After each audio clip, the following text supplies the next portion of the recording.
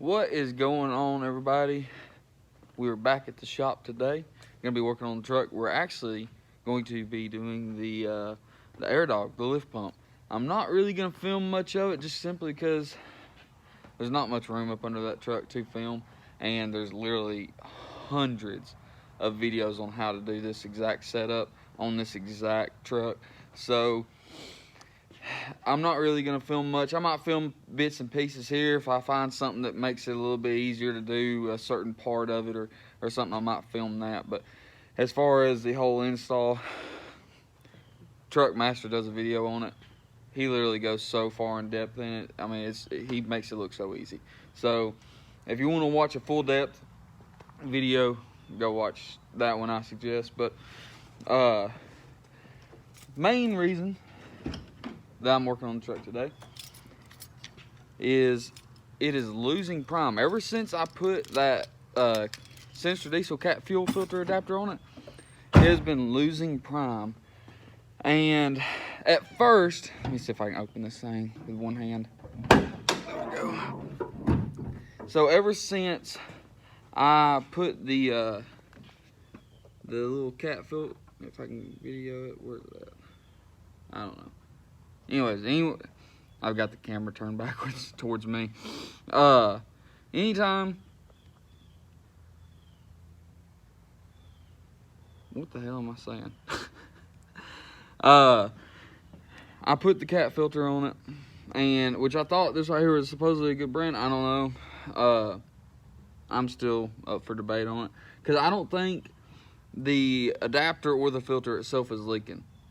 But I did notice that after I put it on, it started taking a little bit longer for it to for the engine to actually turn over and crank. So it would just sit there and wind up for an extra few seconds, and then the other day it wouldn't crank at all. So I went, loosened the screw, primed the pump, or the filter, and it finally crunk up. So that was telling me it was losing prime. But I started looking at it, and if I can get this on camera, that'd be awesome. This little screw here, you see how it's red up there? The factory screw is plastic for whatever reason. And to me, that's just terrible design, because you got plastic going into aluminum threads and everything like that. They're gonna get galled up. It's just not a good situation. So my threads on my little bolt was actually gone. They were just about non-existent. So I thought maybe that was the reason why I wasn't getting prime, why it kept losing prime. So I bought that one out there. I was gonna buy a new bleeder screw on Thoroughbred Diesel, and they wanted like $14 for it, which it's kind of expensive for a little bitty screw, to be honest with you. But I was gonna buy it anyways. It was a PPE screw, and then I was also buying a PPE race fuel valve, because when you do these lift pumps, you really want to do the race fuel valve too. But so the race fuel valve was like $30. The screw was like $14, and then they wanted to charge me $30-something for shipping, and I ain't doing that. So I just hopped on Amazon, found that one out there. That screw was like $6. Found the exact same race fuel valve for $10 cheaper on Amazon, and all that got free shipping too. So to me, it made sense. But it still ain't cranking. As a matter of fact, I don't know how many times I've tried to prime this thing. It won't crank at all.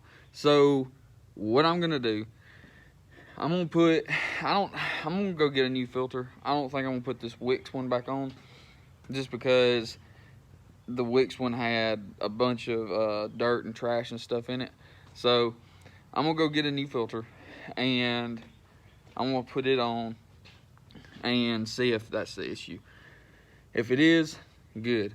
But if it's not, then that tells me it's got something to do with either my lines are starting to deteriorate, which I don't think would be the issue, or my CP3 is going out, which I also don't think that is the issue, because I had one mechanic replace the the fuel improp in it, so the actuator, the fuel actuator, is actually new, but it doesn't mean that it can't be going out. So that's what I'm gonna be doing today.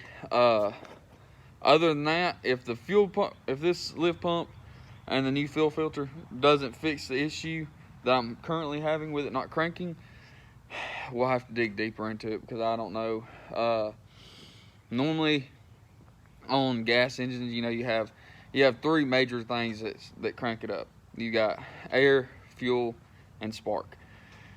On these diesel trucks, you've got air, fuel, and compression. You don't have spark. So I don't know what else. I don't think it's not losing air. The air system has already been through.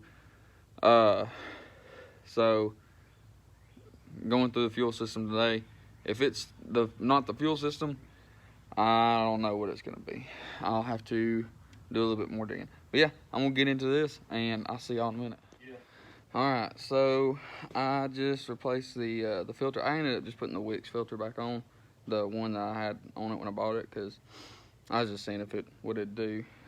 If it worked, then I was gonna go buy a new filter, but it's still not working. So I'm about to dive into this lift pump, and like I said, I'm not gonna film much of it because there's not much room under there, and there's literally thousands of videos online of it. So but yeah, I put this Wix filter on and didn't do anything. So I might throw the Sinister Diesel filter back on, or the cat filter back on.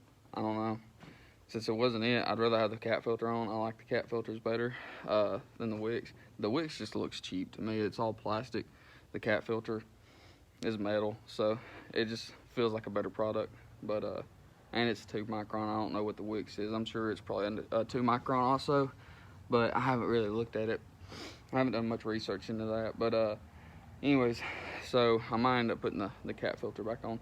But first, I'm gonna do this lift pump, and if it works with the Wix filter, then I will try it with the cat filter. And if it works with the cat filter, I'll just keep the cat filter on. So stay tuned. I'll be right back. All right, I got the fuel lift pump done. I got it hid up in here behind the frame. I don't think it's gonna have any issues hitting anything. If I was to get high center, I don't think it'll really hit anything. So pretty easy install. All it is, you know, you got your fuel neck here you got to cut into. That's just your return line. So and then all your other fittings, they're kind of a pain to get to, but truck still won't crank. So now I'm looking at other issues. Maybe my CP3, I don't know. Probably gonna crack one of my injector lines open and see if any fuel pumps out whenever I turn it over. If it does, then my CP3 should be fine. If not, then I know I have a bad CP3 pump. But I don't think it is a CP3, because one of my mechanics, like I said, already replaced the improp, the fuel actuator on the CP3. So I don't think it's that, but the lift pumps are finally on. I still have this Wix on for right now, but I just don't like them. I just don't like the Wix fuel pumps. I don't think they're all that good of a pump or a filter. I don't know. I could be wrong. I could be completely wrong. But also, the other day I did this. I finally cleaned up the lines and everything, that white mud line, and buffed her up a little bit, so that looks a little bit better. You still got the clear coat line, but it definitely looks a lot better. So, but anyway, I think that's gonna be it for this video. Just a short little video, kind of going over some stuff, talking about my problems, my issues. So if you liked it, like, subscribe, and we'll see you next time.